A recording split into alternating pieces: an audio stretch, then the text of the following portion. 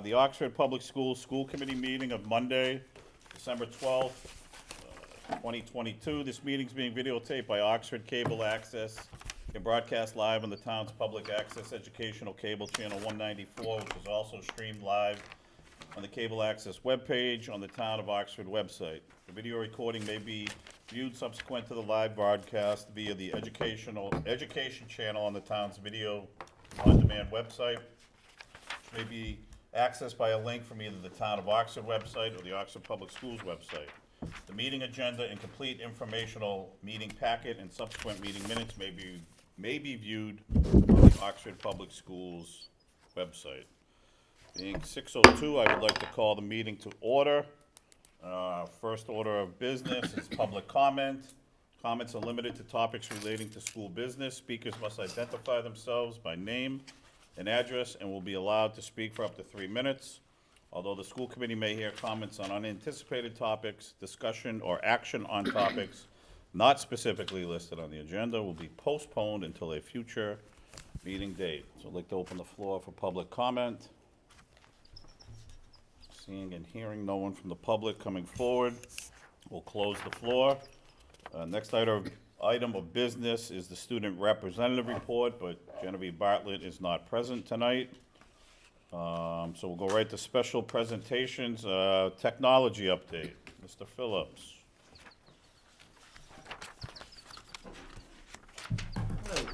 Hello. Well, thank you for having me to update you on what's going on in technology with the Oxford Public Schools. As you guys know, I continue to echo each year, we're a small staff that basically touches a lot of the devices across the district. We're finding more and more things are being connected, so staff, students are relying on us daily operationally to make sure their classes are running and students can access the information they need. A couple of things that we're fortunate to have is, we have a one-to-one Chromebook program, which we were able to get done through COVID with some funding that came from federal grants. Teachers, especially after the pandemic, are using technology more than ever, especially when we were relying on it through remote and hybrid learning. So we're trying to keep that momentum with our staff, make sure that they're trained to use the resources effectively as possible. And students are using these resources daily in their classes. It's always fun for me walking around the different buildings and seeing the Chromebooks out in each of the classrooms. And we have our kindergarten kids on devices almost daily because we have the assessments that they use or just enrichment activities that they'll use with their students from the elementary all the way through. For the Chromebooks, our elementary students keep them in the classes. Teachers have them assigned, and they check them out as needed, whereas the middle and high school students take them home, so they have access to them throughout. This year we gave out about 130 to all the fifth graders coming in. So because the Chromebooks stay with the elementary students, we had to basically issue new devices to the fifth graders. So that's where we primarily are seeing the new devices going. In terms of struggles, staffing continues to be an issue. So we have so our staff basically we have one data / registrar at central office that deals with almost everything, Power School, state reporting, and that's fine. We've been able to manage with that. We have two techs that are full-time, one that's primarily based here at the high school, one that's based at the middle school, and a part-time tech that's been hard to maintain. So we've hired twice over the past few months for this position. We had two really bright gentlemen who came in, and we were hoping we'd keep them, but again, they wanted better opportunities out there when they were able to get a full-time position. Just Friday, we lost our instructional tech specialist, a staff member who's been here for many years. This was funded through the ESSER grant, and knowing that we're coming towards the end of that, she felt the need to start looking just in case or at this point, we're not sure if we were able to fund that position for next year. So that's an issue. The next major issue we're dealing with is just supply chain issue. It's still a problem for us. Many things that we ordered way back in last fiscal year is still not delivered. So, for example, we some things did get done. So we had a camera system upgrade that got done a few weeks ago, and that was ordered back in last June. Our copiers, we just got replaced in all the buildings, and that was ordered back in April and May of last year, and they're still finishing up a few things with that. We're still waiting for some switches, which we purchased through E-Rate, and again, those happened back in June, and it's just we're hoping that it comes through in the next couple of weeks. So we're hoping it would at least get here before the break, so we could do it over the break, and also an upgrade to the auditorium. We're looking to do over the break, where we'll replace that projector, have it so we can connect directly to it for all our meetings that we use pretty frequently. Our Chromebook fleet is aging. So one thing you'll hear from me in the budget meetings is how do we sustain this moving forward? We've invested a lot in terms of funds and also in terms of training in our classrooms. So we don't want to have to pull those out. So even at Chafee right now, they have the oldest version. They have like 7-year-old machines, and we actually had a scare a few weeks ago where a website that they use daily stopped working. Because those devices have stopped updating. So if that happens again, then at some point we're going to have to find $25,000-$30,000 to replace a grade set, a set per grade. So each device is about $250. So at Chafee we're looking at if we were to try and replace those all, it would be a significant chunk of funds. So we'll talk more in the budget in terms of what will a replacement plan at least to get 100 per year so that we can start at least cycling the old devices through so we can maintain this program. Overall, we're healthy. Again, as I said, with our department, especially with the usage that we're seeing, those short staff, and we're able to, our system of send everything to tech support. That's always our push with staff, students, parents, stakeholders. If you have any issues, and someone will respond to you, and we'll try to get things resolved. So, any questions? Any questions, Mr. Burke? Yeah, Katie, can you talk to us a little bit about that loss of the instructional tech specialist as far as student impact? So what was the job description, and what are we losing by not having that person? So that staff member was basically working a lot with staff, training them on the different systems we're using, really building up our staff who were also struggling in terms of integrating technology in their classes. She saw a doubling in the number of staff she was working with. From last year, it was a new position last year, which we haven't had for a while. So, she was getting more and more traction in terms of getting more staff reaching out to her. She was also doing office hours in the different buildings, to pick up, if staff had an issue, they could come in and meet with her.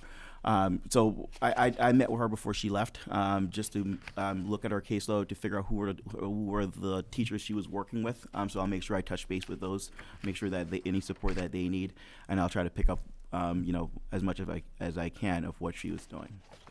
Thank you. Yeah. So how many staff members? Hang on one second, Mrs. Forbes. Oh, Yeah, sorry, I didn't see Sorry, anything. sure. Yeah, sorry. I was just going to say, how many staff members would that be? You said a doubling. So what was the number originally? What was it this year? So I'd have to look at her sheet. So Yeah. this was just anecdotal, and she did share her different. So she tracked all the meetings she had, and that's where it was coming from. So I can look at her numbers. I can try I and don't figure it wanna out. put you on the spot.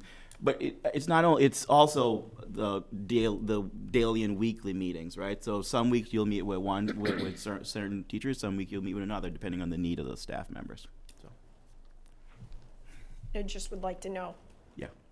if this is really a position of need, having that data would be very helpful to advocate for why we need to have it. Yeah, and I think we're gonna be Yeah. meeting with you Yeah. tomorrow, Next Wednesday? week. Wednesday. Next. Oh, no. I think I'm 19th. Oh, okay, the 19th, so we can talk more about it there. Did you have something now? Yeah. I did, yep. First of all, I just wanted to say thank you. You've been, very responsive quickly, which I greatly appreciate because, I go from uh-oh to panic mode. So I do appreciate that. My question is about the insurance. Yeah. So as a parent, I'll say, I don't recall seeing anything in our information about that, and I know that was part of how we used to sustain and build up our budget. to replenish those 100 Chromebooks a year, because I think a few years back, we did plan for that. And the $30, because we were doing so many in-house repairs, that's kind of how we were funding that. So yeah, so this one's a tricky. So we stopped collecting So when we were only at the high school, we basically made a big push, especially among the 8th graders who were coming in, saying, you know, hey, you know, you may want to do this insurance. We like the 8th grade orientation night and so on, and especially they're you know not as responsible. This year we didn't do as big a push, and over the past couple of years we haven't even sent anything out because. Students were doing remote and hybrid learning, so we didn't feel like we could go to parents and say, oh, if you have a broken screen, you won't be able to get your Chromebook back, right? Or you're gonna have to pay this amount of money. So at the time, we wanted, again, for most of this program, we want a device in the hands of the students as much as possible. So this year, the forms did go out in the packets, the opening day packets for the middle and high school, and those are the schools where the students are typically going back and using the device back and forth. That's where we're really seeing the most breakages. And one thing we're pushing to, even at the middle school, is use those cases. You know, we see a much less breakage when the kids have those cases on. As you come to the high school, you'll start seeing them. You know, it's a little bit bulkier, and they think they're more responsible, but we still see breakage. So we didn't make as big a push with the insurance. It was sent out, but so in terms of responses, it's not as great as it typically is, but it's also that balance in terms of starting to return to normal, you know, coming out of COVID when we didn't charge it for anything. Right. So that was more of like a soft, you know, a soft return. So next year we can push more for that insurance. Is there money in that? There is. Because some people paid. Yeah, exactly. Yeah, exactly. And we've been using that, so that's what we use to also to purchase things that we talked about, like the screens, and that's what we see breaking more than anything else. And again, our staff do a really good job in terms of getting those devices back in circulation. Right, they'll take 5 Chromebooks and put together one for using the different parts from all over. So we try to maintain that in house. And again, less impact in terms of having to send a device off, getting it returned, and then getting it back to the student. We try to get that device back in the student's hand as quickly as possible. Right. Okay, thanks. Ms. Cook? When you cycle out the old technology and you return it to wherever it was purchased, do they give you a credit for it, or is it kind of just like done? It's basically done, yeah. So Okay. most of the devices we got rid of so we have a cart downstairs with about 200 Chromebooks that we've basically, pulled all the parts that we can use. And so with a Chromebook, what happens is that so if you're on your computer, you'll see, Chrome is updating. Once it gets to a certain cycle, it's about 5 years. It stops updating, Okay. and then only certain websites. Websites typically work, but again, we found that some websites may start requiring a higher version. So we can't do MCAS testing. We can't do certain testing on it. Yeah. Anything else? Just real quick, on the part-time position, have you guys explored, like, I don't know, doesn't Bay Path have like a night program, or one of the colleges, see if there's any kids like interns, or? Yeah, I think that's the next. We started talking about that, Mr. Lucas, because even I was talking to T Task with Tech Director. They have a tech program, and they have and he uses them with his, but they. They need transportation, to get from there to here, right. And it's in terms of schedule.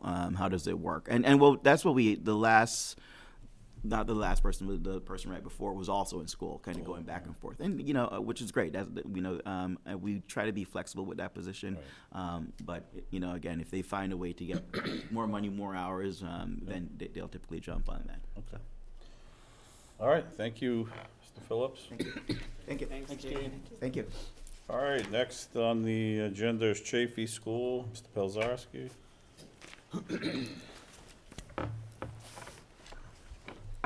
Good evening. Good evening. Good evening. So,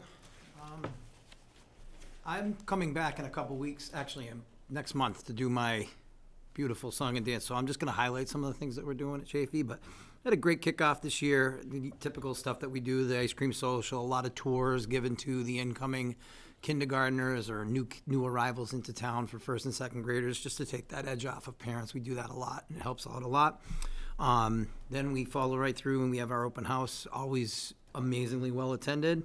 You know, Mike asked for some highlights, and I'd say one of the biggest highlights that we've done, we don't have common planning time at Chafee. We have common prep time, but it's not time that I can take the teachers and say, hey, I'm gonna have you work with Mrs.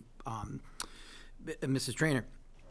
So what we did is we've created assemblies so that we're taking kids into the assemblies and we're working on them on our big three, respect, responsibility, and safety. And while we're doing that, we're, the classroom teachers are working with our intervention team and Mrs. Trainer and going over, you know, specific areas. It's a real data dive on areas. Unfortunately, it's only monthly, but it's something that it's better than nothing. So we jumped at it. We're doing this, I believe it's the same system up at Claire Barton as well. So right through, so there's K-4 momentum. We're up to 4 intervention people now. If we just got a new Title I person a month ago, and so we have our kindergarten teacher who was an interventionist, Mrs. Kofsky, who's our curriculum coach, a reading specialist that we have under ESER, and now with 1 new Title I position. So we're able to do kindergarten phonemic awareness groups, grade 1 and 2 do phonemics, phonics, and fluency. Kindergarten receives intervention in the afternoon in math as well. They get small groups all afternoon with the math interventionist with Mrs. Bodrow. Grade 1 and 2 get from the new person, the new hire, she's doing math interventions with a grade 1 group and 2 grade 2 groups. So real basic focus on number sense and operations. We've embarked recently on our MTSS. I'm sure you're familiar with that. Really, a new push for us is we're combining the SEL with the PBIS and really going to influence a lot of what we're doing in each building. All 4 buildings are going to be part of that, so we're excited about that. So that's been ongoing. Again, I'm going to come back in January to talk about some of the highlights, but we had our usual things, our pumpkin hunt, which turns into a real STEM operation for our kindergartens. Grade 1 had their, grade 1's about to have their Polar Express. Grade K did the book projects where the pumpkins, get decorated. If you had kids go through Chafee, you remember all those exciting activities. We've combined all our spirit days with Clara Barton. We're trying to, instead of giving money, we're asking for money. We're asking for donations sometimes of, this last one we did Toys for Tots. The one before we did food drives, where we kind of preaching the kindness initiatives so that we're explaining to kids that this is why we're doing these things so they get a feel for it. Again, when we have those assemblies, we get the chance to talk about all those things that we're doing. That's us going in and just basically asking kids if they know what respect looks like, maybe showing a video, doing some role plays, and then we work with our Breed for Change folks to kind of level it out, because it can get a little crazy. So, we've had our book fair, amazing Halloween parade. We've got guest readers back now, mystery readers. We had Pumpernickel Puppets last month, Railers Night. Upcoming events, we have our holiday shop that opens tomorrow, which is a great event where kids basically bring your money in and buy you things, but it's the gift, giving the gift. It's a great experience for them. They really take it serious. Our PTO is amazing. They were just down there tonight setting it all up. I'll be doing the Polar Express reading to grade 1 next Monday. Captain Kindness will be back for his first stop of the year, celebrating our big assembly for our kindness assembly, where we celebrate kids who have done kind deeds and been caught being kind. And our winter musical will be taking place December 21st with 2 shows to accommodate all the families this year, because it's pretty busy. So, Nice. Awesome. Questions for Mr. Pelzarski? Save him for next month when he comes back. All right. Oh, Did unless you have want to something do else. did you guys have the question about time on learning? I have the schedule. I was wondering if you wanted to touch base on that. I can go over that really quick. I made you, like, the schedule. I'm sure you've seen the schedule, but I had, I scripted it out a little bit more so you can kind of understand what, and this is the same for both elementary schools. The second page won't be, but the first page will be. It'll be just, this is the schedule that we all use, so. Don't forget Rob, Molly. we need one more. Robin, yeah. I'm sorry. Poor Molly. We were supposed to share. I have that. And then, so that's the scripted schedule, but at the bottom, it kind of explains how it tiers out. The goal was to have 3 interventionists, now we're up to 4, so if you see that under, I believe it's bullet 3, maybe bullet 1. the next page of it is basically a little bit further on what is going on in the ELA block, the math block. It's the math block being split up into two. And then if you needed class sizes, I have those broken down too, so. Any questions on that? It's not like- I know you guys have seen that, it's just, there was, Mike had asked just to, time on learning and what the schedules at K 1, 2, 3, and 4 look like. Any questions? No, I do appreciate this, because I asked about the double math that was brought up. Yeah, the math is broken up into two spots, 45, 45, with the Envisions piece, but also with the ST math being blasted in there. That's the webpage that Katie was talking about. When they needed an update on all of the Chromebooks, we had a little bit of a panic attack, but it went away quick, because I think we think some of the bigger districts realized that that was not working for their Chromebooks, and all of a sudden they went back to the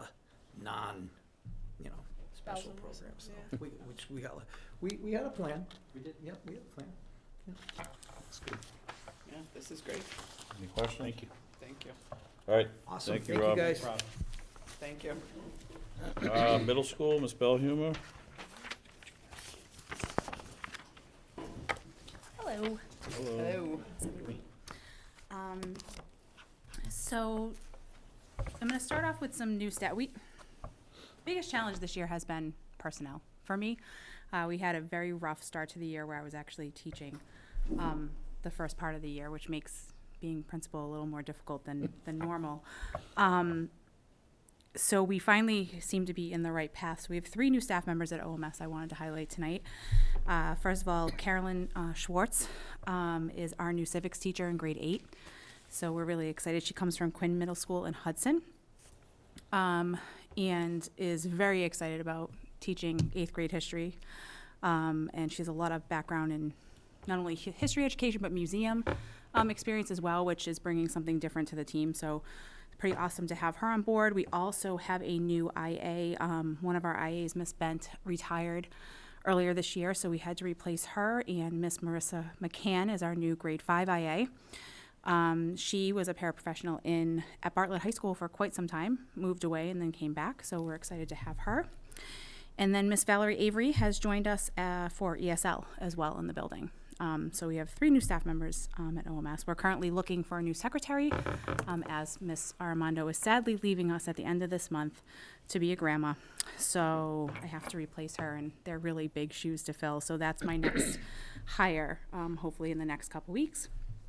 In terms of highlights, our chorus is having their concert on Wednesday night at 6:30. Really excited about that. Band is still preparing. Band is a very young band, so he's aiming for his spring concert and working with them for that. So it's just chorus on Wednesday night. Our National Junior Honor Society just collected a ton of toys to donate to the Oxford Police Station for their Operation Santa. They did a great job with that. That was held last weekend. Matilda Jr. was in November. That was awesome. They did such a great job. We weren't sure if we were going to be able to pull it off this year, and I thought they did a wonderful job with Mrs. Looney and Mrs. Ruckowitz. We have a whole bunch of things going on this year with the kids, which is awesome to see because during COVID we didn't have a lot of this. So it's nice to see a lot of these clubs coming back. Art Club has been going on, Magic Club. Mr. Cheney volunteers his time every week teaching card magic to the kids, and they love it. We have a recycling club that is completely volunteer from our teachers, chorus band, student council, and our esports team recently just started their fall session, which we're really excited about because they've joined the Mass Esports League this year, so they're playing against other schools. So I think they have their first real match this week, so they're pretty excited about that. So we have that going on. Academics, Spanish, the kids are still doing all their Dia de los Muertos projects they did. Having 8th grade on board has been huge this year. They're doing a lot together with 7th grade in terms of projects, and just having those solid teams in the building has been actually really good. So those are some of the highlights, I guess, this year that's going on, and hopefully we'll have more to report when we come back in a month. Any questions or comments for the middle school? Awesome, thank you. Thank you. Thanks, Amy. Thanks, Amy. High school, this is our Nikki.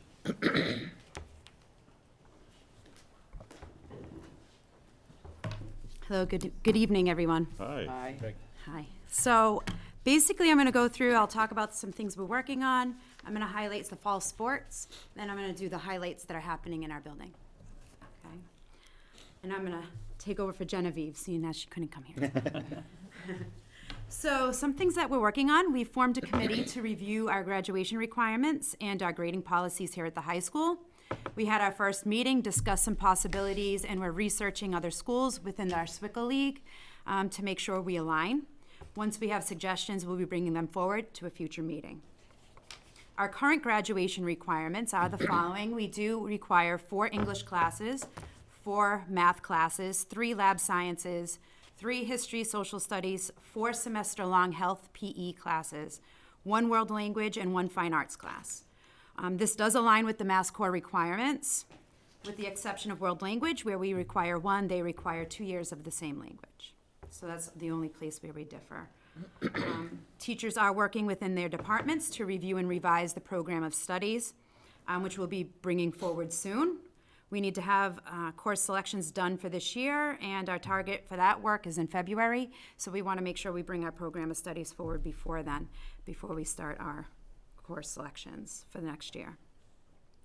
Teachers have also been working within their departments on curriculum alignment and development. Math has been working with the math coach on using formative assessments such as assessments to align their curriculum as well, especially in Algebra 1. We have been working on freshman grades. We've looked at the data of our students who did not do well in quarter 1. Guidance will be meeting with all of these students, reviewing their quarter 2 grades, along with our Dean of Students, and meeting with families as appropriate. Out of 104, when you look at the data, out of 104 freshman students, 8 students failed 3 or more subjects.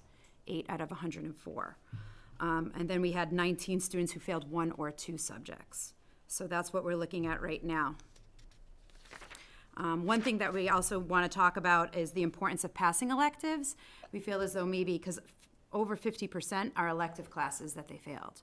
So we really want to stress the importance of passing elective classes, because that gives you the buffer, and it has to have 130 credits in order to graduate. So they really need to pass those as well. So, fall highlights of our sports. Field hockey, this team is looking to rebuild with a new head coach and a young roster. The team finished 0-17-1. Samantha Perry was named a SWCL All-Star. Volleyball, they finished the season 11-10 and qualified for the MIAA tournament for only the 2nd time in school history. The team had 3 SWCL All-Stars, Kylie Carnes, Angelica Kopek, and Jalen Waribi. Cross country, 8th grader Cam Davis, running with the girls varsity, captured the SWCL individual championship at the SWCL meet. Cam also qualified for the Central Mass and MIAA state meets, where she finished 3rd and 7th respectively and earned a SWCL All-Star honor. Girls soccer, the team qualified for the MIAA state tournament for the 2nd consecutive year, where they defeated Pioneer Valley 4-0 before falling to Quabog in the next round. Jenna Katsoulis was named a SWCL All-Star. Boys soccer captured their 2nd straight SWCL C championship on their way to their 2nd consecutive berth in the MIAA state tournament, where they lost to Hopedale in the opening round. The team finished 10-6-2. The team had 4 SWCL All-Stars: Edwin Flores, Kofi Owasu, Nathan Davis, and Edward Flores. Edward and Nathan were also named Central Mass All-Stars. Cheer, the team captured their 2nd straight SWCL C championship in the SWCL cheer competition. And football finished 10-2, capping off the season with a 42-6 victory on Thanksgiving over Bay Path for Oxford's 5th consecutive victory on Thanksgiving. In addition, the team had another great postseason run. They defeated Taconic 33-0 and Murdoch 33-8 before falling to Kipp Academy 34-33 in the state semifinals. This was the 2nd consecutive Final Four appearance for Pirates football. Central All-Star list is yet to be released. Highlights. So we currently have juniors and seniors enrolled in a fire science class. This class gives students an overview of the fire department operations and allows students to learn skills and knowledge that will benefit them if they choose a career in emergency services. A big thank you to Chief Laurent McDonald and Deputy Chief Kenneth Sellers for taking the time to teach this course daily and to work with our students. They're all doing a great job and are loving the class. We have students enrolled in an early childhood education program with Miss Luby, where they learn about child growth and development, preschool learning standards, classroom design and layout, positive classroom management, lesson planning, and so much more. They have started going to Chafee Elementary School to do observations and watch the teachers in action. This year, Amy Granette, our school nurse, is teaching and offering a program for students to learn about becoming a certified nursing assistant and getting the certification. Our students have been very successful in the program so far and have been helping in a local nursing home. Congrats to our crew. Keep up the amazing work. We had 23 students receive the John and Abigail Adams Scholarship for achieving high scores on their math and ELA MCAS. The John and Abigail Adams Scholarship is a merit-based program that provides a credit toward tuition for up to 8 semesters of undergraduate education at a Massachusetts state college or university. The students received their letters with a congratulations breakfast on Wednesday, November 23rd. Congratulations also to Chris Pietro and Joyce Brescia. Chris and Joyce were honored at the Best Buddies Night of Opportunity last Thursday night in Boston. They received the Pre-ETS School Partnership of the Year Award for all their hard work, passion, and accomplishment with their students and their partnership with Best Buddies to give their students opportunities in the workplace. Well done, Chris and Joyce. Very well deserved. These two have a passion that is beyond what you would imagine. They're amazing with those kids. They make your day. NJROTC recently went through their formal area manager inspection and pass and review ceremony. They did extremely well, and Commander Jimmy Miller was extremely pleased with everything we're doing in Oxford.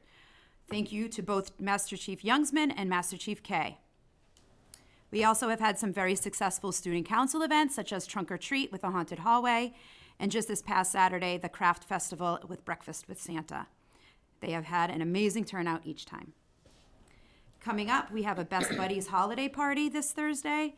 NHS is holding a winter ball Friday night, and we have a winter concert Tuesday night. And those are the events that are coming up. Thank you very much. Any questions? Yes, Mrs. Forbes. Really comments. Holy cow, that's awesome. And congratulations to everyone that you named. And since you're stepping in for Genevieve, I just have one question. Is Stuco planning the Puller Plunge this year? I have not heard talk of it. I have not as well, so. I would like a report. Okay. Polar If I plunge, could, all right, please. President. Thank you. Yeah. I've been waiting to hear about it. That's it for me. Yes, Mrs. Griffin? So you spoke about a committee that's reviewing graduation requirements, and I'm interested in who's sitting on that committee. So there are 4 teachers plus myself. One is a guidance counselor, and the other 3 are teachers. Thank you. Anything else? I was just wondering, what is the electives that the students are failing? Yeah, so it's all over the board with It that. is, okay. Yeah, I mean, you look at PE, a lot of kids just don't want to participate at the high school with PE, just trying to get them moving. Sometimes can be a feat. So PE tends to be a little bit high, as well as computer science was a little bit high when you looked at the data currently. We're going to look at that more in depth with guidance and with the Dean of Students, seeing as he is really focusing on 9th and 10th grade. And is that a trend in other districts, do you know? And if not, what are they doing that we could possibly do? You mean the electives, failing Yeah. electives as a trend? I'm not certain on that. I'd have to look into that. So it'd be interesting to know, like, if it is a trend, then Yeah. we know that we're not kind of, You know, and I think when we do our grade 8 transition, like our grade 8 meeting and having them come up and do a tour of the school and things, I think it's going to be really important at that point to really talk to the kids and have guidance talk to the kids and myself and talk about the importance of all of these classes because they count. You know, and oftentimes kids, when they come up to the high school, don't realize the importance of classes counting and how many credits they are and how many credits you need to graduate and how important it is to get 35 credits every single year in order to make it across that finish line. So having that conversation with kids early, I think, is really important as well, so they understand the importance of what they're doing. absolutely. Yeah. And like syllabuses, I think, go a long way. Yeah. Even as funny as it sounds, for PE, Yeah. possibly. Absolutely. They do one. I collected all their syllabi this year. That's Ms. good to Cook? know. I was just wondering, is it still a thing where if you played so many varsity sports, you didn't have to participate in gym? So I believe it is in the program of studies that you can get a waiver for so many varsity sports, and you have to have so much time within the varsity sport, like playing time and things like that. Because I never took a gym class, but I know, like, if I walked past, they were all just, not participating. But I don't know what changes from middle school to high school, because I know in middle school, like, you have to change or you don't get credit that day, or you have to participate. So I don't know, like, what changes in their head, but. I think a lot has changed since the pandemic, to be honest. Yeah, that's- Because once the pandemic started, we stopped having kids have to change. And sometimes you can ask them to change, but if they're moving, even though they didn't change, we want to make sure that, Yeah, I think the that's goal is to get them with the standards, yeah. Anything else? I guess Yes. just a follow-up question to that. Are we going back to changing for gym? Are those locker rooms ever getting open again? Oh, they're open. Kids have the option to change. So do they have the option to have a locker and leave like sneakers there? Yeah, I believe that, and everybody has a locker in the building as well. They were all given locks and a locker at the beginning of the year. Okay, I'll have to look into that. Yeah. Thank you. I don't have a high schooler. Thanks. Especially if they play a sport, I believe they do get a locker in the locker room. Okay, I didn't realize we were using them again. Thank you. Yeah, absolutely. Anything else? Thank you. Yeah, absolutely. Thank you. Thanks, Becky. All right, do we have some meeting minutes to approve? We have special minutes from November 28th and also our regular minutes. We do need a motion The to, motion to approve both sets of minutes. we have a motion to approve both sets of minutes. I'll second the motion. We have a second. Is there any discussion? Seeing and hearing none, I'll call for the vote. Ms. Cook? Yes. Mrs. Forbes? Yes. Mrs. Griffin? Yes. Mr. Burke? Yes. I'm a yes. Both minutes pass 5-0. We do have a field trip to approve, an NJROTC out-of-state field trip to New York. You've all had time to take a peek. I'll give you a second to take a look, and then we do need a motion to approve. Looks like they have all the appropriate signatures. Yeah, I'll make a motion to approve the field trip for NJROTC. I'll second. We have a motion and a second. Is there any discussion? Call for the vote. Ms. Cook? Yes. Mrs. Forbes? Yes. Mrs. Griffin? Yes. Mr. Burke? Yes. I'm a yes. 5 yes, no, 0 no's. I got one question. My apologies. Yep. It says estimated number of students attending 20 and the number of chaperones 3. And it says means of transportation will be the district van. How do we transport that many students in a van? I think we have two vans. Two vans. And a minibus. All right. So I think we have. I'm sorry. I don't even Yeah, go recall ahead. how many Yeah, vans we two have. vans. Yeah, I believe we currently have 2 vans operating and a minibus. The minibus could hold a driver and 14 students. Okay. And then I think there's one more other van going with the other students, and there's room for storage in the minibus, I believe, as well. So, but I can check on that. This is an annual trip they've made, I Yeah. believe, for several years. This is one of their training Yeah. weekends, so it is a repeat trip.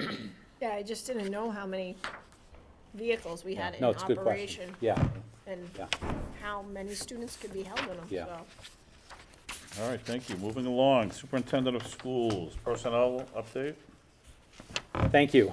I'd like to welcome some of our new hires. I know several got mentioned tonight. They'll happen throughout the fall. Regina Martin is our new substitute teacher district-wide. Olivia Clarkson is also a new substitute teacher district-wide. We're happy to have both of them joining us. Very fortunate lately, a lot of folks in our community have stepped up to volunteer to come in and apply and be hired as substitute teachers. Is helping out a lot, covering classrooms with all the illnesses and everything going around. William Coughlin is our long-term substitute math teacher at the high school, and Sharon Nichols is our part-time service worker district-wide. And I'd like to welcome all those folks. It's nice to have them. Just ask you a question about substitute teachers. Some people Yep. ask me, is the criteria for that has been, the job description has been adjusted or the Correct. posting? Okay, Correct. So, you need a high school diploma okay, to be a sub, all right, thank you. which is typical of other districts that I Right. looked into Yeah, too. good, thank Yeah. you. All right, These are Follow-up question. Yeah. Is our sub, and I used to know this, our sub pay rated based on certification?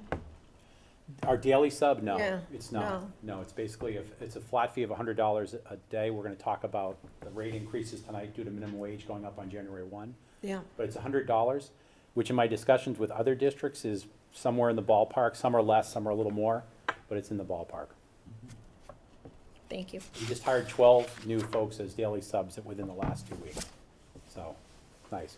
What's nice too is we're getting some of our college former students are coming back who are in teaching programs who are able to help us out. So that's gonna be great, and that's something they wanna do. So I think we're in pretty good shape right now, fortunately. All right, district improvement plan process update. Okay. I just wanted to update everybody. This winter, our leadership team will begin the process of creating a new district improvement plan. Our goal will be to create a true guiding document with input from all stakeholders that will provide our school district with direction for the next 3 to 5 years. We recently reached out to our community looking for volunteers to join our planning committee and had a wonderful response. On our team, we have 4 central office administrators, 4 principals, 2 teachers, 2 parent caregivers, 2 high school students, 1 instructional assistant, and 1 school committee member. Thank you for volunteering, Ms. Forbes. The entire team will meet 4 times over the next 3 months, and the administration team will also meet several times and work on this as well in between those meetings. Our administration team will do a lot of the heavy lifting, the data, the surveys, all that stuff. Our first meeting is tomorrow morning, actually here in the high school, in the community room. We're looking forward to it, working together. And I will update the school committee at our meetings to give you an idea of what our plans are and the progress that we're making, so that you guys are in the loop. Obviously, eventually, in the spring and in March, we hope to bring forward a really quality draft for you to look at, approve, give your feedback, and then eventually vote in a new district improvement plan by the end of the spring, would be our goal. Thank you. Any Okay. questions or comments? Yes. So, besides this leadership team, are there other focus groups and stakeholders, opportunities to draft this document? And look at it and give Yeah. feedback, yes, we will give folks opportunities, yes. Okay. Absolutely. Thank you. Yeah, it's important that everybody has a chance, even if they're not part of the planning committee. I'm excited that we have everybody represented in our planning committee, that'll Yeah, be great. sounds like a nice So, committee. Appreciate people volunteering. Anything else? Okay, pay rate increase. Okay, there's a memo in your packet, effective January 1, 2023, the minimum hourly wage rate of pay in the Commonwealth of Massachusetts will increase from $14.25 to $15 per hour. You have a chart there. I respectfully request that you vote to approve the below increases effective for January 1 so that we are complying with that. And you can see all of the different sub pay there and part-time pay. And I'm happy to take any questions. The only question I have is, I feel like we did this already, or is this just a different Oh, we group? have the, Every year, on Every year. January 1st for Yeah. 5 consecutive years. Yeah, but I thought it was because of the increase of the minimum hourly wage. That's what this is, January 1st. It's the last one of the 5-year cycle. Oh, so it's going up Yeah. every year, This okay. is the last one of the 5. Gotcha, thank you. Yep. Thanks for educating me on that, committee members. You're welcome. Right. That's what happens when you Business work a owners minimum know. wage job, you know, because I you see. get excited. Or when you own a business and Yeah. apparently pay minimum wage. So we do need a motion to approve. I'll make a motion to approve the pay rate increases. So we have a motion, is there a second? Second. Second, any discussion? Call for the vote, Ms. Cook? Yes. Mrs. Forbes? Yes. Mrs. Griffin? yes. Burke? Yes. I'm a yes. Moving along to the MSBA, you want to just give us a brief overview on that, Mike? Yes, that would be great. Joe and I did present to the FinCom last Wednesday, went very well, they were very receptive, asked really good questions, we had a good discussion about how it's important to protect our schools and their town assets and our students and their learning. So we're at the point now where we need to go forward with the schematic design, working with the MSBA. They will work with us on the appropriate vendor and approved vendor. And so we're asking tonight to fund this part of the schematic design funding, and that's what that memo is there for, and I'm happy to answer any questions. It is very important that we, according to MSBA guidelines, that whoever makes the motion really follows the next page in your packet and reads it word for word. That's very important for this process. Yep. So then I'll report back with them, If you guys do approve this, then I will send this to them tomorrow, and that's another step. Joe and I have been talking to them regularly and meeting each step of the way, so we're in pretty good shape right now, we're on track. This is just the next part. So yes, Mrs. Forbes? So looking at this memo, Mr. Lucas. Yep. If we're transferring 70 of our 71,000, says the revolving account balance is approximately 71,000. Correct. We're asking to take 70 of it. So leaving $1,000 in any account makes me really nervous. How do we replenish and when do we replenish this money? And will $1,000 sustain us for whatever we're supposed to pay for with it? Yes, this is revolving account money, so Comes from where? it comes from the FREC, Revolving account? FREC revolving. They pay that to us for rent they're paying for us, so it's Okay. continually being replenished. Okay, thank It you. just hasn't been used by our district in quite some time. Okay. This was, Joe and I spoke to Justin Ledoux about this as well, and he recommended this is a good spot to use this funds, because that revolving account is supposed to go towards buildings. Yeah, yeah, And we thought this was a good place to use it. okay. That, I feel better. How much are we taking from FREC, like, in a year? So how much have we taken in this year so far, and how much do we Yeah. anticipate having by the end of the year? Sorry, I don't know. I don't know offhand either, yeah. It's a good number, you know, I mean, it's been gaining.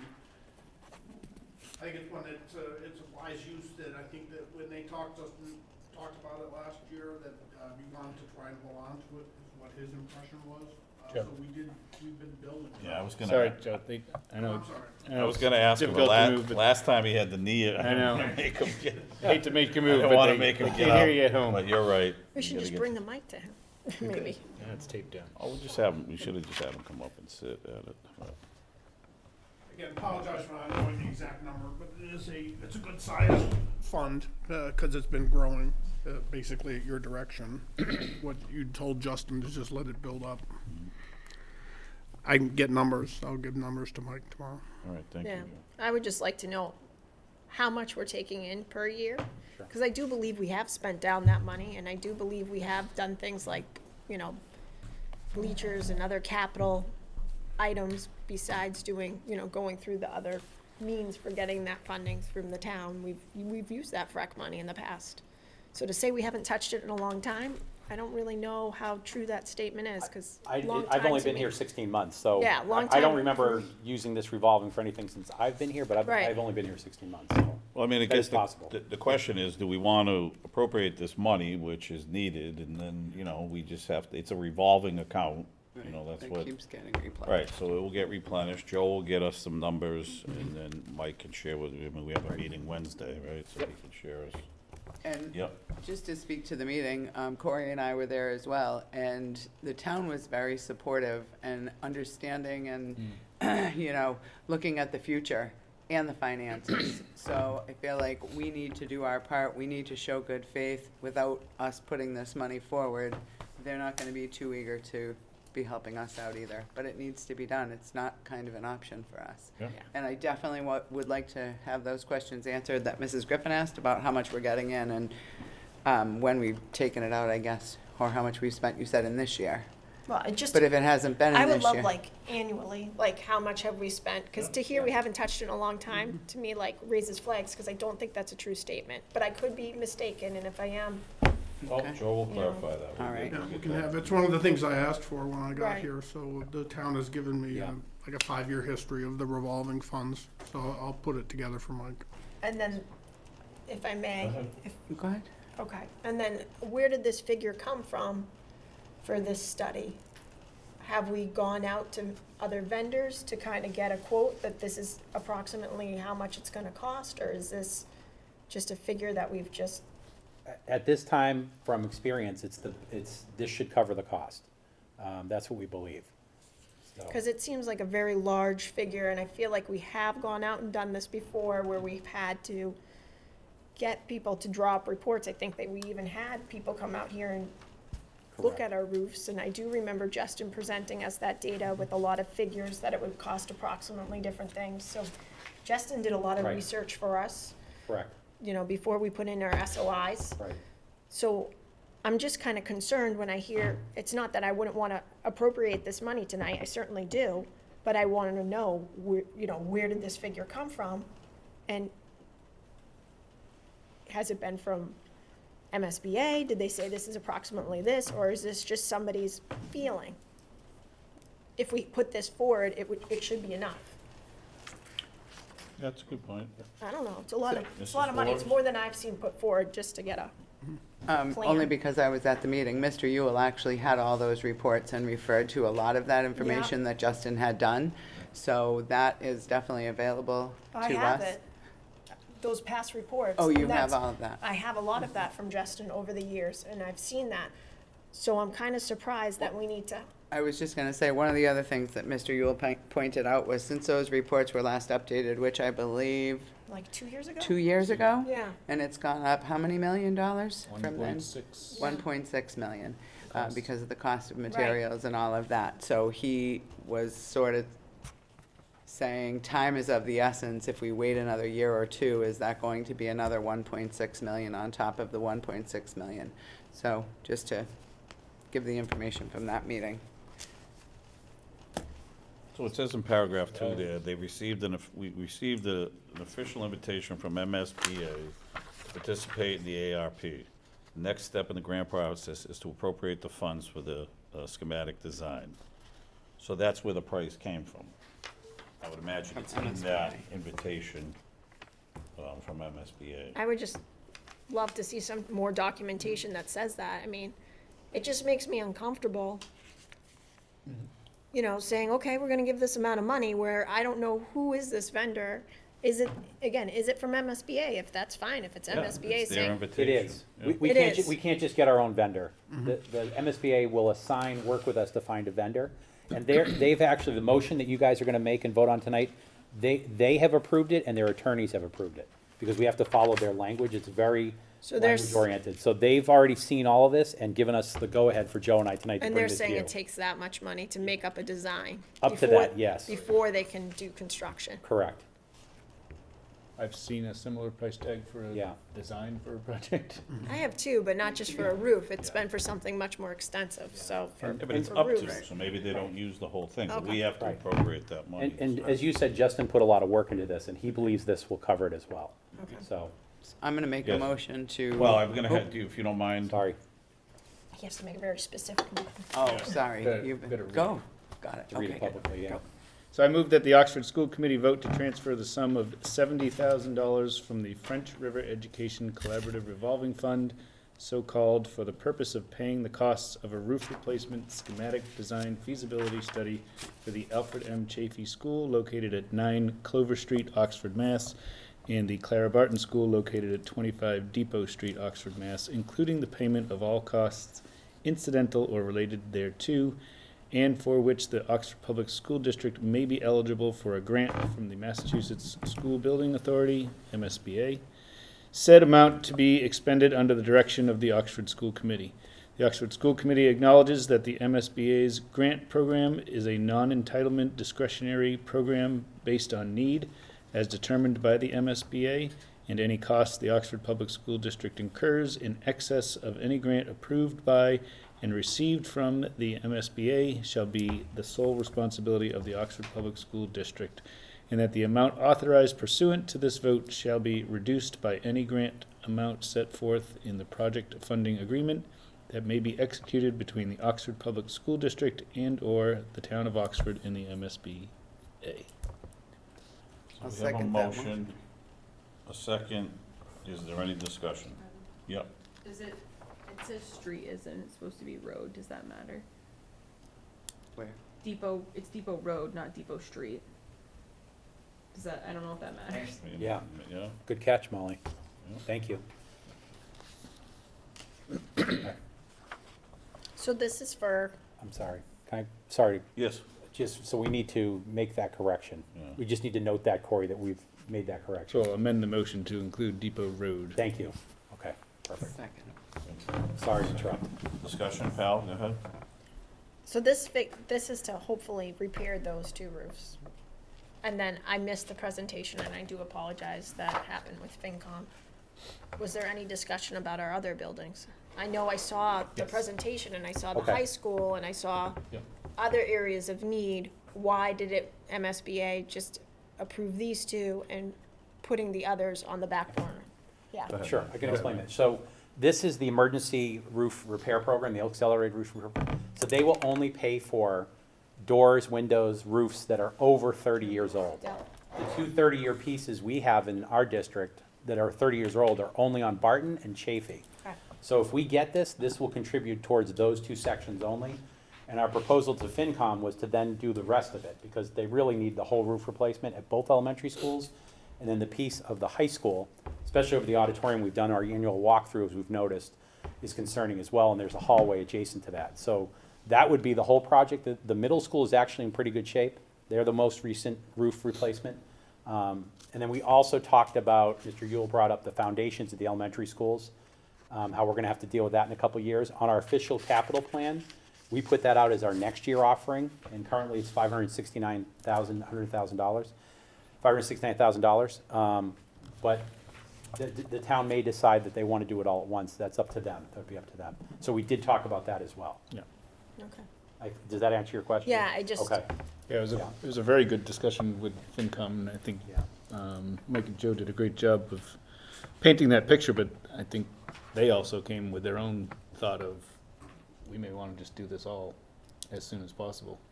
Yeah. Because buildings degrade, and if they have cracks, they degrade faster. So- Right, and I really appreciated the pictures. That presentation was awesome, even Yeah. though I wasn't there. I appreciate you forwarding it. That was Mr. Ledoux took those pictures over the last 2 years in his walk around the district. When he saw stuff, he figured he should record. It was very, great move by him. Very thorough. Justin and Jen Callahan, town manager, has also been very helpful through this whole process. So we really appreciate their assistance. They've been great. Yeah. So.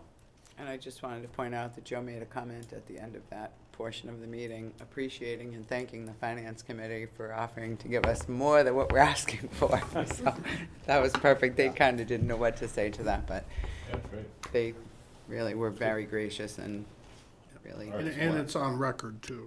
He said that too, and it's recorded. All right, so we have a motion and a second. Any further discussion? Call for the vote. Ms. Cook? Yes. Mrs. Forbes? Yes. Mrs. Griffin? Yes. Mr. Burke? Yes. I'm a yes, 5 yes. Moving right along, we have some school committee business, Educare. I'll probably just have you continue, Mike, just talk a little bit about that, Sure. and then we can go from there. Sure, so there's a memo in your packet requesting the school committee approve the attached job description for a new Educare position, Educare After School Academic Assistant, effective on January 3rd. Given the nature of unprecedented past 2 school years with respect to student learning, this job description was developed to meet the need for additional academic support to our students who attend the after-school Educare program. And the idea is kind of to put the edu in Educare after school and to provide some support. We're hoping that a couple teachers will want to do this. The Educare staff would bring students down just a handful for about a half hour. They might work on reading, then they go back to their other activities, and a new student group would come down and kind of rotate kids through a couple afternoons while they're already there at Educare. Many of them, I believe, don't get picked up till 5 or 5:30. So it'd be a great opportunity to put together some academic support. Ms. Forbes and some folks in her department thought this would be a great help to everybody. So it really has a chance to impact our students. I think it's a great idea. Any questions or discussion before we, yes, Ms. Cook? I don't know if I missed it. Was it an internal position?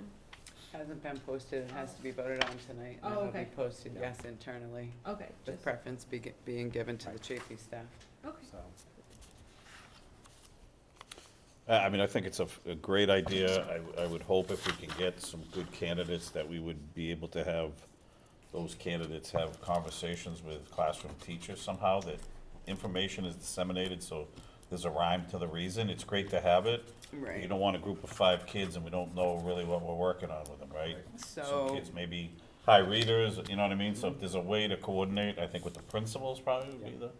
So it'll actually be for Educare students who are referred by their classroom teachers. The coordinator happens to be a 20-plus year kindergarten IA, knows a lot of the students, knows the staff, has her finger on the pulse, and sees the teachers daily.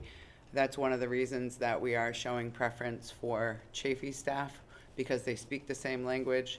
We think it's really important that they're hearing the same thing in this after-school support program that they're hearing in the classroom daily, so that there's no confusion.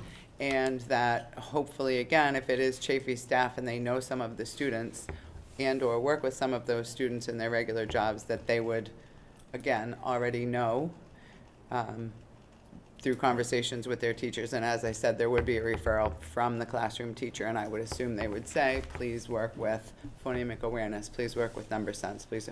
That would be our goal. This is a pilot that the coordinator had come to me asking about, and if it is successful, which we hope it is for all stakeholders, for the students, for the staff, and, you know, for our overall academic success, if we can get this early, we would like to do this at Barton too in the fall.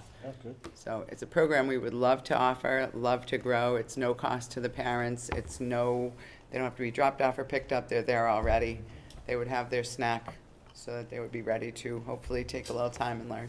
Yeah, no, that's great. So, All right, so we need a motion to approve. Oh, I was comment? just gonna say, should the job description change then if it's only for Chafee and it's, no, it's being posted internally, preference being given to Chafee staff.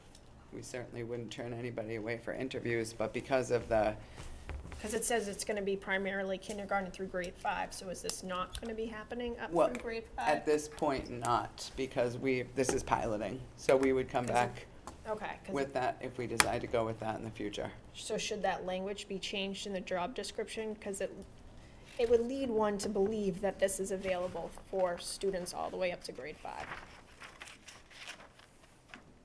Sure, we can amend that, because it is not available to them, so maybe through grade 2. Can we make that change officially before the motion's made? And then my only concern is, why not be able to make it happen in both buildings? I mean, I know you're saying that you really have a qualified person that can make it run. Well, I think they No, said they I want to didn't- pilot this one and then they'll try to Right. grow it. Right. Want to see how this goes. And we don't have a then move it qualified forward. person. We have the coordinator who works for Educare is a full-time kindergarten, 20-plus year at Chafee IA. So she is seeing the need daily. She brought this to me to ask if that was something that I could support and go forward to Mr. Lucas and go forward to the school committee. So we need to know that A, it's effective, B, it's affordable, because Educare will be paying the bill. And then as a follow-up, what would that cost be? So if we're looking at 2 afternoons per week in one school and potentially moving forward 2 schools, Currently, it would be about $140 a week for the 2 staff, 2 hours at the current rate. Paid So- out of the Educare Fund, Correct. Yep, which I would assume has plenty plenty of. plenty money to pay for afford it. And again, who knows that maybe this will be huge and there will be an amazing impact, which is what we're hoping, and then maybe we need a 3rd person at Chafee. Unless it's amazingly successful and people come running asking me to put this into Barton ASAP, that wouldn't be in the plan until the fall. This is a pilot. We want to see first if it's successful. Are we putting our money to good use? And are the children gaining? And are the teachers seeing a difference in the students who are getting this extra support?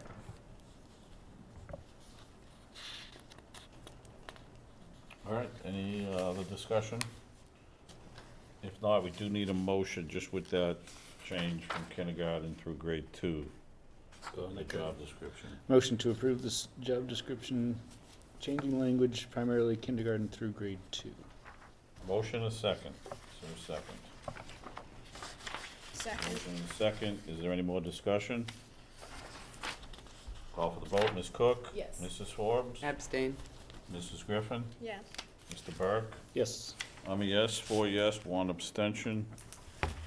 If it pleases the committee, I just want to go past school choice and circle back, because that might be an ending conversation. I thought we would just go to the subcommittee reports.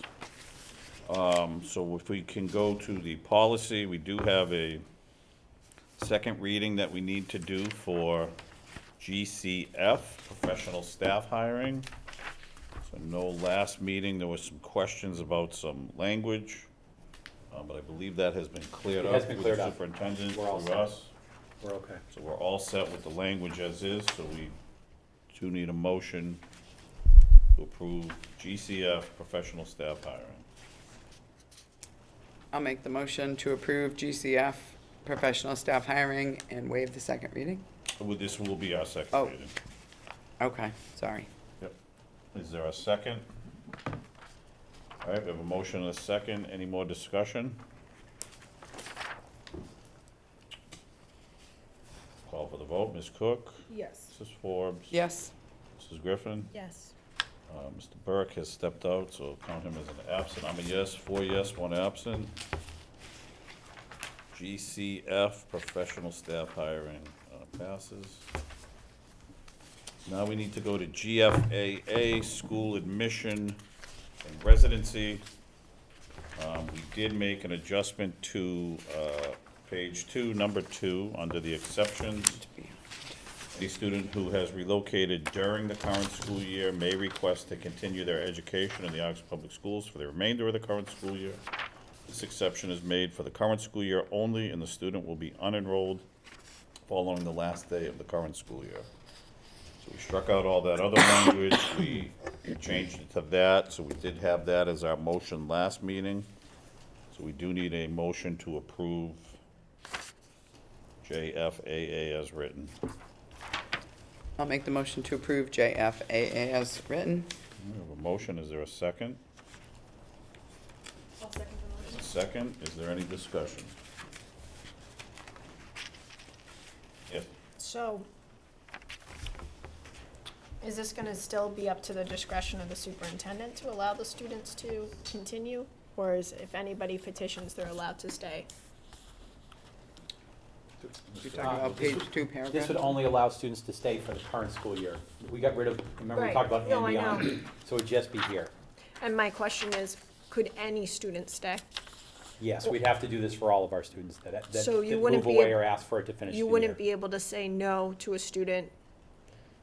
I don't believe so. When you have something like this, it has to be Discriminate. open to all students that you So- currently have. If the family was moving out of the district and say it was a child that might have been a disciplinary concern or somebody that you would worry about, gotta you keep 'em. can't deny them to continue. Yeah, it's discrimination.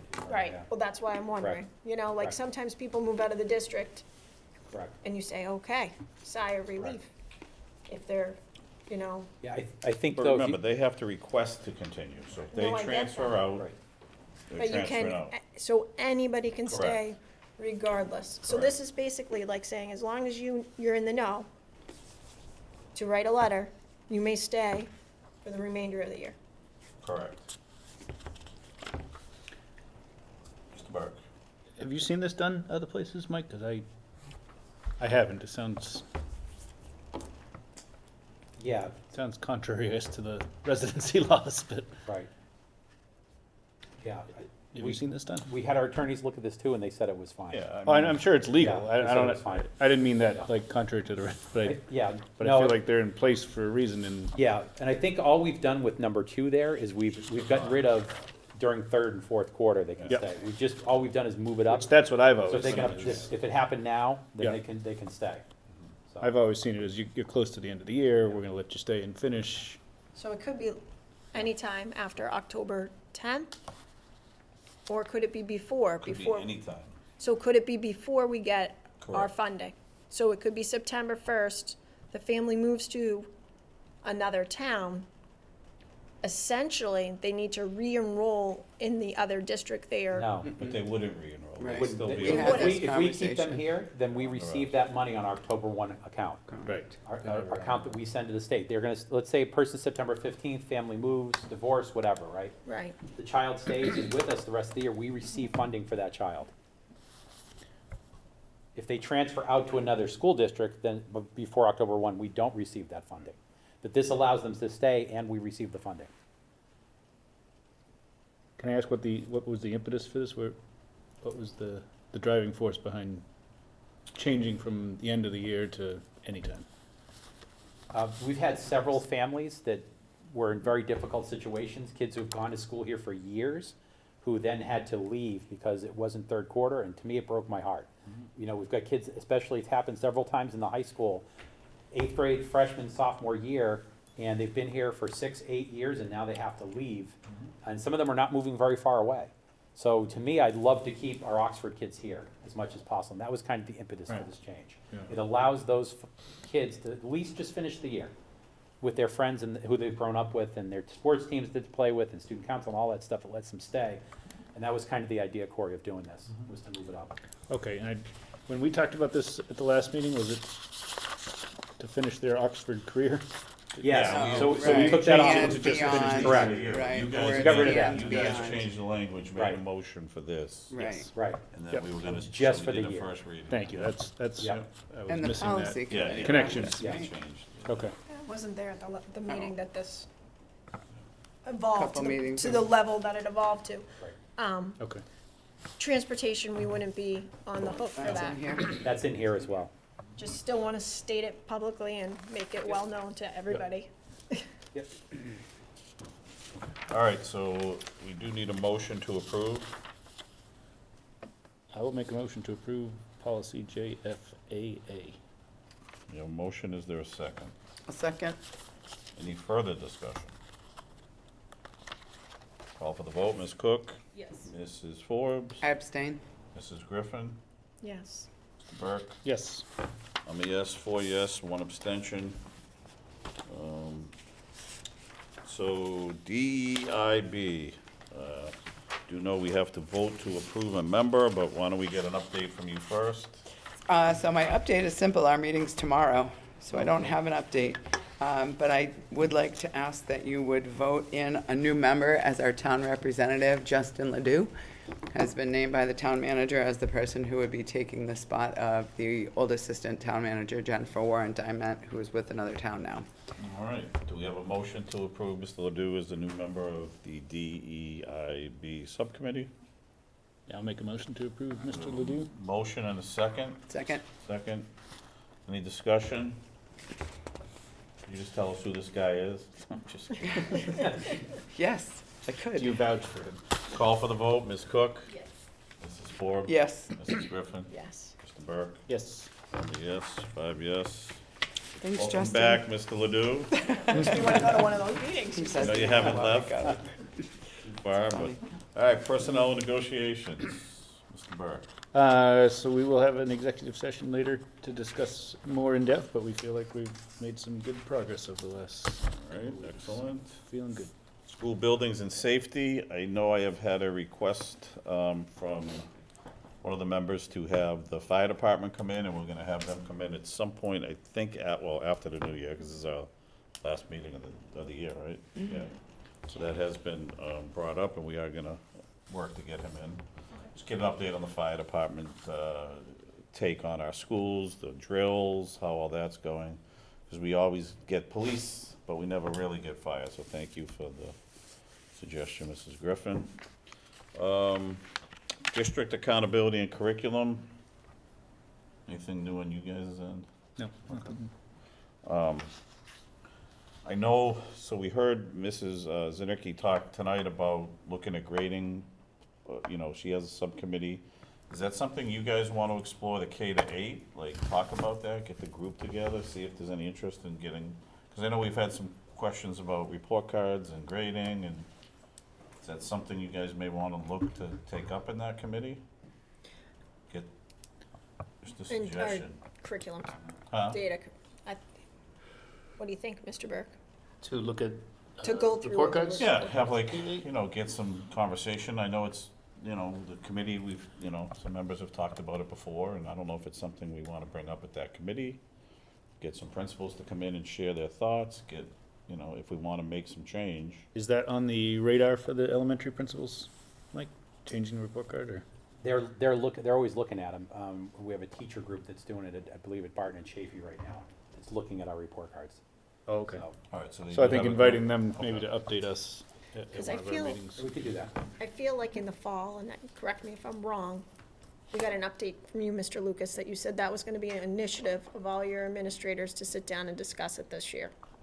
And I can't remember the exact meeting, but I do remember recording something in my notes about that, because it's been an ongoing concern for me that there's inconsistency, and it goes back to our report, our CPR, long ago, that we've been in silos.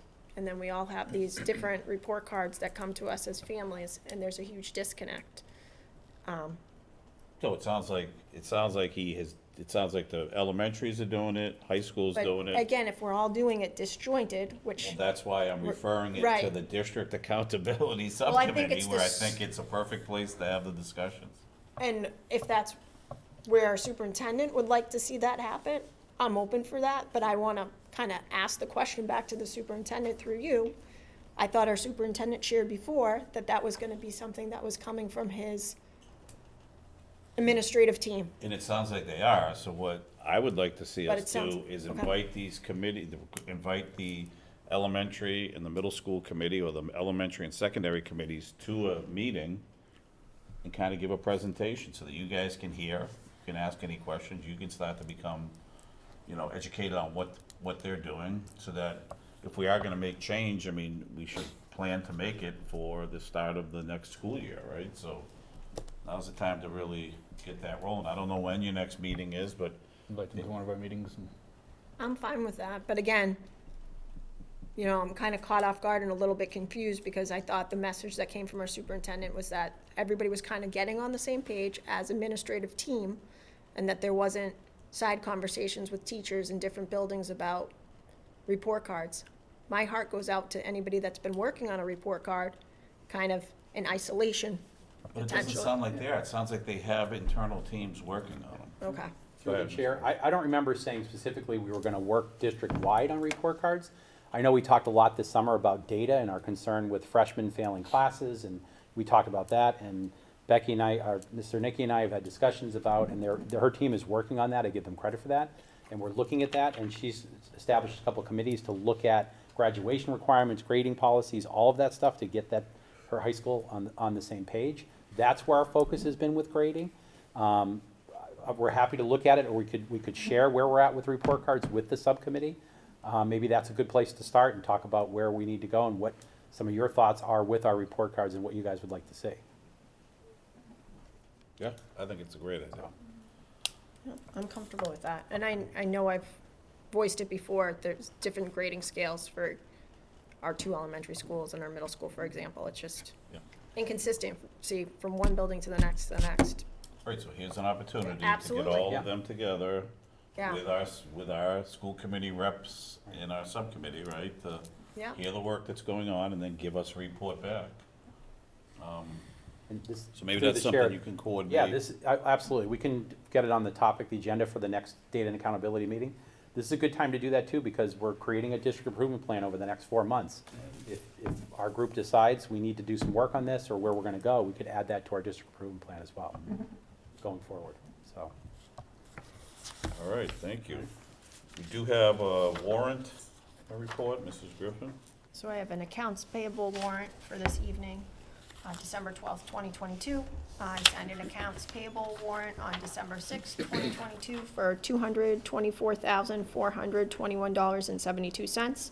A payroll for December 7th, 2022 for $707,629.29, and an accounts payable warrant for December 13th, 2022 for $90,140.03. And that is all.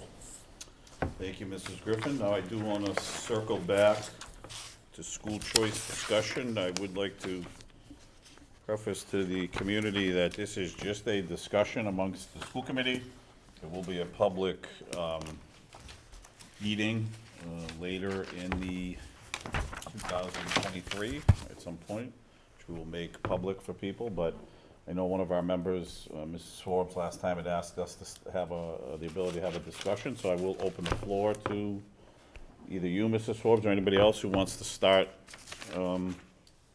school choice discussion.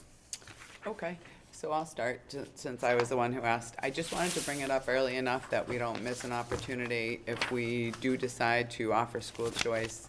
I know that when we got to it last year, I felt like we were a little late in the game, and we didn't vote for it anyway, but I just wanted to be sure that it got discussed. I was against school choice during our acceleration and recovery plan.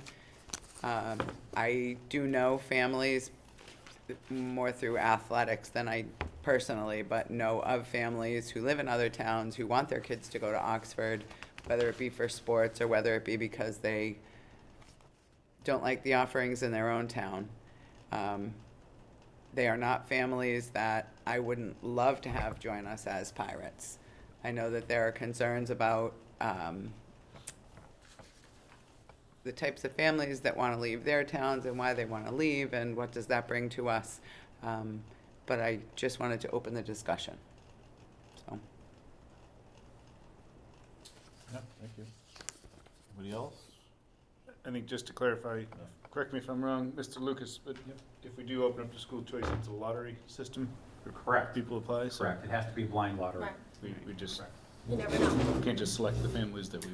oh, no, I wasn't saying that. I was just saying I know there were concerns and when we've discussed this over the last few years, we don't know what we're getting, that kind of thing. And you're right, when you pick from a lottery, you don't know what you're getting. But families who have said to me, what do you mean you don't offer school choice as a school committee member?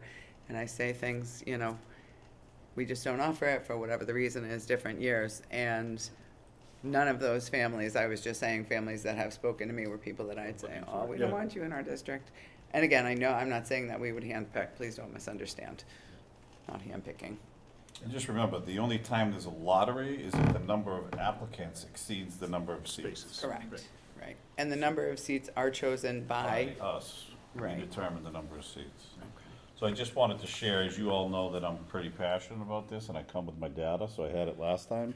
But I just want to share the presumption that all school committee members, the presumption that all school committees will participate in school choice.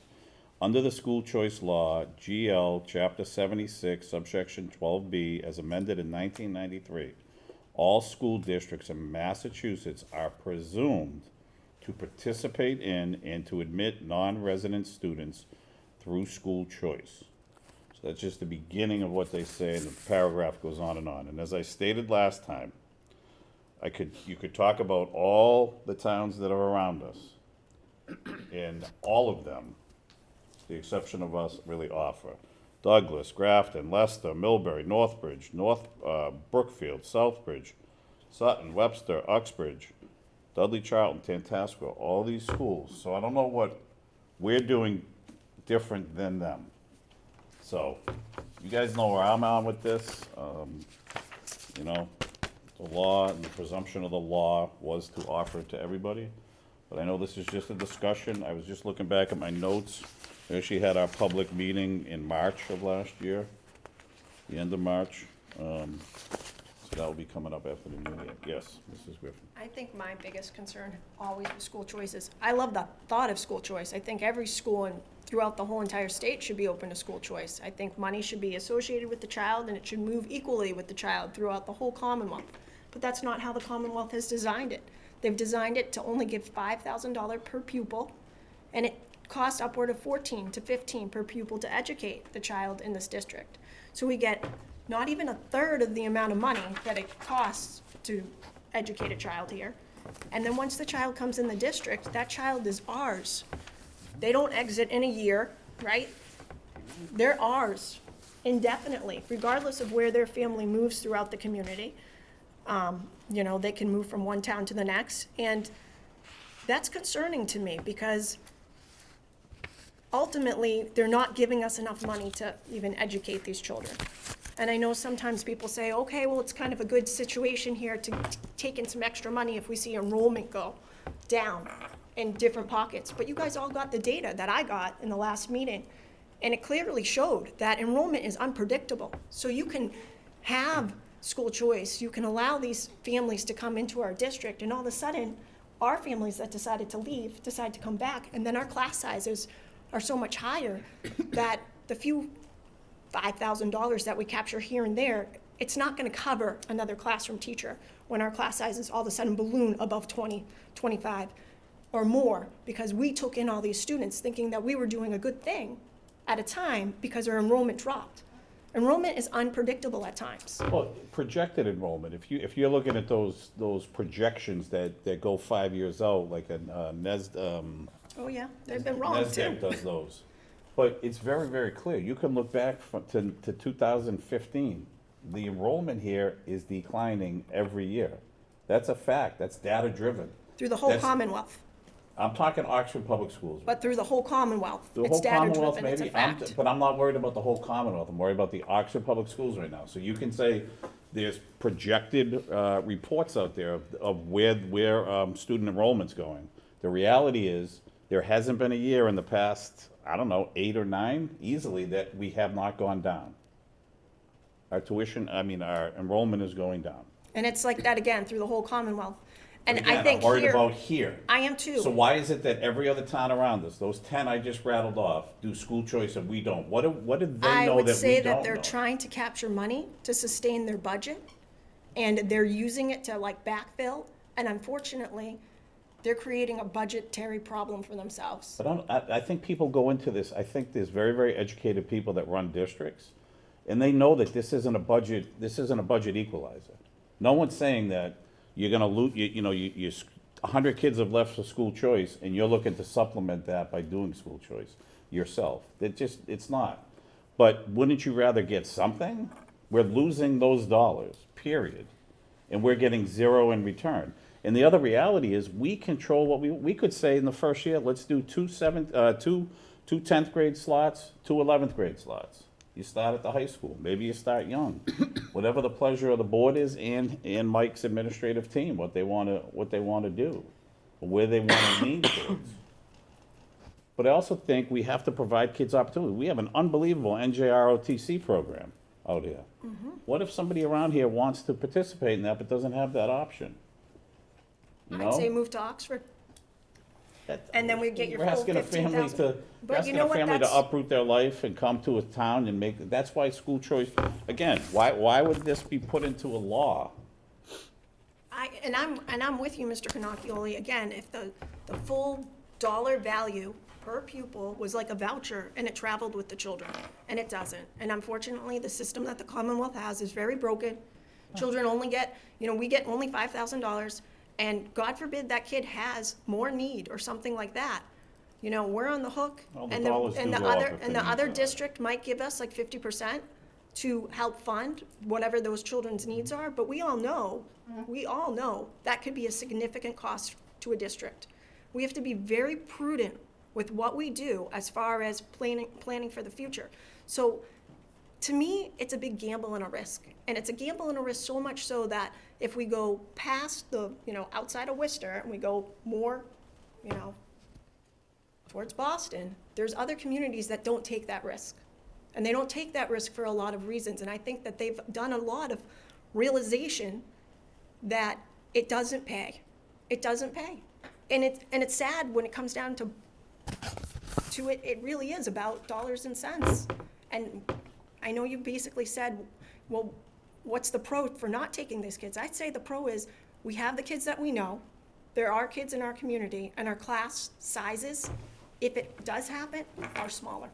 Okay. And that's a big pro. And how about based on our policy that we just approved? Yeah, So a 10th grader leaves, is able to stay the year, and then has to do 11th and 12th somewhere else. But if we had school choice, that student may have the opportunity to stay. if there were seats available. Correct. But right now, we don't provide the opportunity because we run in fear. We run in fear. That's all I hear, is what are we gonna do if we get this student? We're stuck with them for as long. We can't live in fear. I'm about helping every kid. Obviously, Oxford students are my first priority, but why not provide everybody an opportunity? We have Oxford kids who leave that may wanna stay, but they don't even have the opportunity because we don't want to approve a policy, right, that every district around us approves. And then we control it. It's not like the state can say, you have to take so many seats, you have to do this. We decide how many seats there are. We decide what grade. And again, I agree with you in that statement, but if our enrollment goes back up because people move back into our community, we do not have the decision to exit those students from the program. And that's a great thing if we And get then we more in, have- because guess what? Our dollar figures start to go up, our money starts to increase. We But have the our- capacity to do But more. as you know, when enrollment trickles into a district, it doesn't follow a pattern of unilarity where we're sprinkling kids, in certain spots. We could get hit hard in one grade, and then all of a sudden, you need a teacher there, and you really have to come up with a strategy, and you're not gonna necessarily have enough funds because you're only capturing $5,000 per But then that's the pupil. job of The But superintendent, it's been the job of us that's in the the job of past. the business manager, Yep, to say, here's a need, and we gotta fill it. Now, if it's the need that they are seeing now, in the next couple of weeks, we have budget presentations, our job is to advocate for the need. If it's during the year, their job is to find the money. And if we need a teacher, we need to hire a teacher. We have to figure out how to do that. If all of a sudden, and again, these are ifs, all of a sudden if we get this influx of people and we have to create another room. and so I've sat on this committee for a very long time, and I've seen some unfortunate things happen as a result of school choice. And again, because of that experience, it has opened my eyes profoundly. And there have been years where we've had to increase class, we've had to get a teacher because class sizes have increased, or there's been a need for a specific student, and it has hit our budget really, really hard. I'm sure it And has. since it's a wild card, and it's very unpredictable, I've just taken the stance where I don't want to open us up to that risk anymore. And you may have a kid in your classroom as a teacher who was disruptive as heck today. Are you gonna open the door to that kid tomorrow and allow It's them not back about in? dis- No, it's about disruptivity. providing opportunities and not living in fear and not saying, well, because this happened, well, what did we learn from it? This is a new committee, this is a new administration. This is 2022, like, what did we learn from those times of distress or whatever the case was here in this district? What did we learn from it? So I would advocate, all of us as school committee members, because you're bringing up the learning piece, that we go and interview our other fellow school committees across the Commonwealth and ask them, why have they not opened up to school choice? And Yeah. I bet they would share a lot of the views that I just shared. And That's again, fine. every one of us is different. You're not gonna find many in this area, you're gonna have to No, go I out to the know. suburbs, you have But- to go up to And Metro again, West. if you ask about their business managers and you ask about different things, they will tell you that they've had experiences, unfortunately, that have not been helpful because of allowing school choice. Unfortunately, they don't give us enough dollars to educate our students anyways, and to give us only 5,000, it's just deplorable. Yeah, you've made that point clear, but, so it's a money thing for you. It certainly is. So for me, it's an opportunity for kids. And In I'd love to give particular, everybody an Kids that have been opportunity. with us for 8 or 9 years that have to leave, they should at least be provided the opportunity to apply for a seat. But we don't even offer that. 'cause Well, now we have a are policy afraid that to lets put- them for a year at No, least. lets them for a year. But what about the last 3 years of their high school? They left as a freshman, right? It's unfortunate, but Those are our kids. Yeah, I see her hand, I'll get to her. Yeah, Those that's are our fine. kids. It's unfortunate. We should Well, provide listen, them opportunities. I would love to, again, I'd love to provide everybody an opportunity, Mr. Canacchioli, tomorrow, if everybody wanted to come here, if the dollars flowed with the students. Again, I'm full vouchers, money goes everywhere across the I'm Commonwealth. talking about kids that currently sit in our seats. Yeah, and we, That again, have to leave due to circumstances. And again- And we allow them to stay for that year, which thankful for the committee to vote that policy in. What happens after that? They can't stay, because we don't have an avenue for them. They might not get the lottery ticket if they apply. just gonna say that. But at least they have the opportunity. Right now, we're not giving an opportunity. Isn't education all about opportunity? Allowing people the opportunity to better themselves? it is, that's Yet what, we want to close the door out of fear and out of money. Mrs. Forbes. So 2 points in the conversation that just ensued. Number one, $5,000 versus the $14,000 sounds really alarming. But when you look at the total money spent per student, that includes utilities and staffing and administration and pencils and everything. If in fact one student left, or one student came in or left, either way, those basic fees I'm drawing a total blank on the words, but we have basic overhead. That is not going to change with 1 or 2 students. So I sort of feel like $5,000 is better than $0. It is not a budget buffer, but it's a little bit of money. And like I said, I just wanted to clarify that the $14,000 doesn't change with or without that one student. A handful of kids does not change unless we need to hire another staff member, that's true. And number two, just listening to what you guys were just talking about, we talk about we don't know what we're getting, but we don't know what we're giving up either. So we've had 100 kids choice out of our district. Maybe they have high needs. Maybe people have left the district. We don't know these students, so it is a gamble. But as Mr. Cannocchioli is pointing out, it is a student, and you get what you get, and you give them the best that we've got. So we may have, families may have choiced out of here, and we only pay $5,000, and maybe they're costing that new district a lot of money. So it does work both ways. I would love to know the list of towns that don't, because I have a feeling I could name a lot. It's all on the Commonwealth Right, website. You I can- haven't you can gone and go- looked at it, but you I can definitely go and will, search because it, I and could every year it's probably updated. name a lot of them. And you can see the patterns and trends over the past, like, however many years you want, back into the inception of school choice. It's all We're there. talking Metro West to Boston, like those Everywhere. communities? You can look everywhere. I think Western Mass has pretty much school choice, but I will definitely go in and. Please do. I 'cause have, I mean, I have one of the sheets here. They're all there. You can find them. Western Mass? It goes My everywhere. It's question is all that of are we our talking about Belchertown, Metro yes. West? Berkeley, yes. Beverly, yes. Bourne, yes. Brewster, yes. Brockton, yes. Brookfield, yes.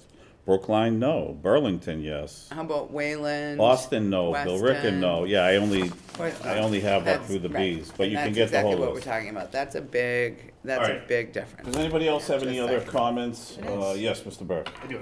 I think you have a great thought that we need to talk to some other communities that have decided not to have school choice. I think we also need to talk to other school communities. That do, That do. absolutely. And I think we need to make sure we're well educated on the pros and the cons. I agree 100% with what Mrs. Forbes was saying, is that that number is deceptive. That number is taking into account teacher salaries, and that's not gonna change whether we have another kid in that room or not, right? That number's fixed. It's not moving.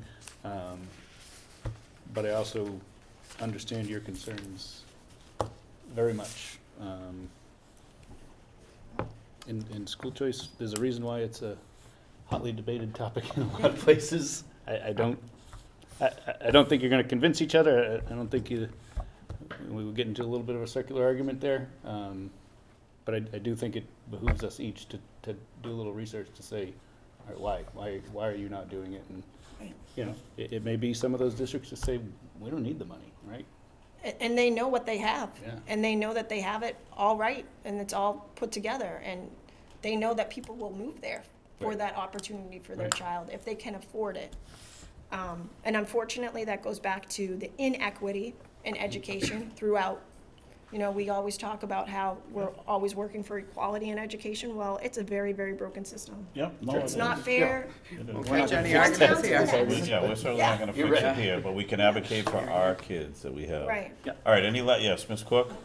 I think, to Mr. Cannarelli's point, I think Oxford has a lot of opportunities that other schools don't, and other schools have a lot of opportunities that we don't, and that's why people go there, but that was already said a million times. But I think trying to compare our district to Boston and Metro West isn't the best, because the community is very different. This isn't an inner city community, so I think that that's like I don't wanna say poor comparison, but like Mr. Burke said, we should go talk to other schools and communities that are like ours and see what they have done.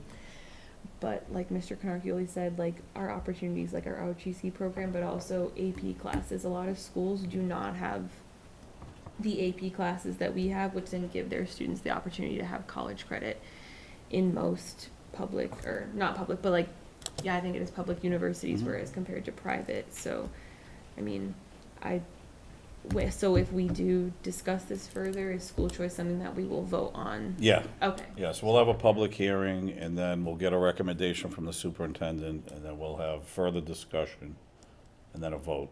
Yeah. All right, so that's. I think it would behoove everybody not just to talk about to other communities that have it and don't have it, but talk to the business managers, talk to all the people that are running the schools that see the financial uncertainty around school choice dollars. Because as much as it sounds like a great system, it's a very flawed system for a lot of reasons. And people fall And you into could, we all pitfalls. can look at it from a Right, different lens. You look absolutely at it can. from a financial lens, I look at it for an opportunity for Yes, you students do. lens. Yeah, And I'm not looking to balance the budget with it, but I'm looking to get a little bit of money back and providing kids an opportunity, because we're losing X amount of dollars and we're taking zero back. and my biggest thing is, if we really want to be concerned about the losing piece, I'm all behind you for that, as far as capturing and enticing our community first to want to stay here.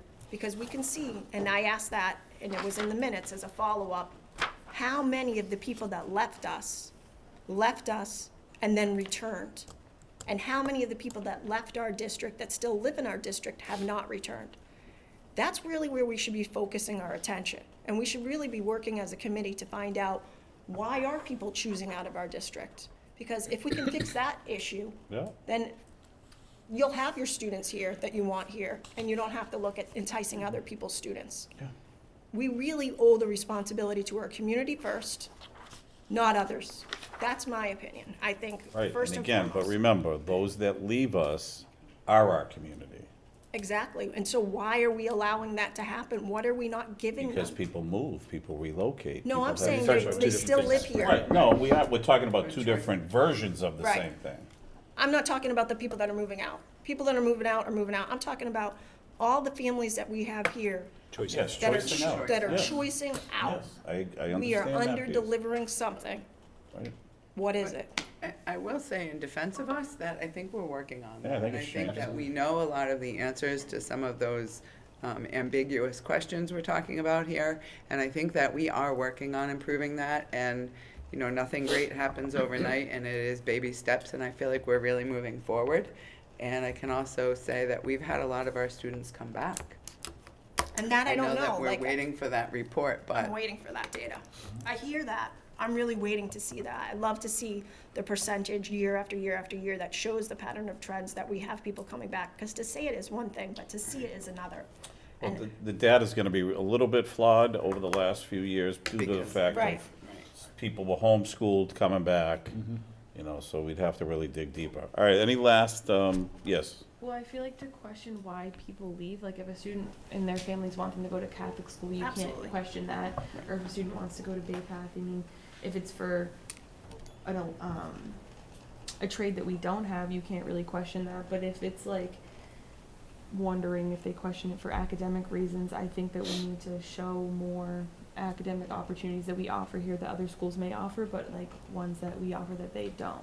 But I feel like it's hard to question, oh, well, why are they going to Catholic school? That's their decision to go to Catholic school. You yeah, can't and I know we, argue that. I'm not even talking about that. I'm talking about, honest to goodness, there's something we're undelivering here. Because you can see in those reports, there's a large group of students that are going to other communities around us that are not Catholic schools. But Yeah, with but a lot of personal reasons too, I was gonna choice my kids into Sutton because I worked there. Yeah. And it was easier for me. Yeah, So there's a lot of factors, and I think, again, getting into people's personal choices is not really And that's appropriate fine if for it's us. like a personal thing, but if it's a school flawed thing, where we need to work on something here. Well, we know the perception of the high school has been really, really poor over the Turned past several around, years. yeah.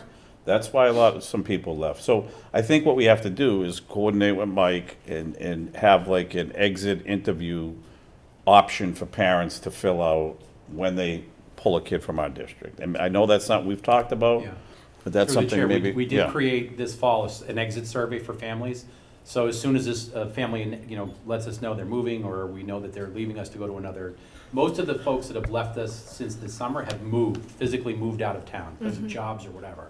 But we send them the survey and we ask them to get it back, and then I offer to have a phone call with me or an interview in person to have an exit, or just to trade emails and discuss different things. So we've So- sent that out to last year's folks that left and also this year's that have left. And have you We haven't got- gotten a great I was response. gonna say, So, how- like, Like I've our got- survey. As of a week ago, I had 12, so, Well, it's but 12 we're more. trying. Bad. We're Well, trying. more than zero, yeah. so Right. it's And most of good. those folks were people who moved out of district, so.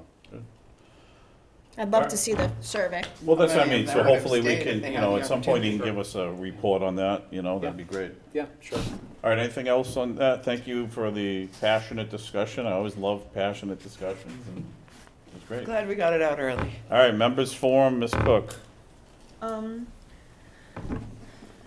I don't have anything other than I'm like a big advocate for the high school because I was someone that left and came back, and I took advantage of every opportunity that was given to me. So I'm hoping that parents also take up the opportunity to look, or if Mike could reach out to Becky and just see if she wants to have students meet with like 8th grade families to show like what they have done, or even alumni like myself will meet and talk about what they have done since the high school, people that have entered the workforce, because I have friends I've graduated with that didn't go to school but are successful in the workforce, and then friends that did go to school that are also successful. So I think that would be important along. Yeah, I with, know like, you had mentioned that before. Maybe you could School reach choice. out to Becky when she does the Yeah. 8th grade, you know, step-up day type of thing, or Yeah.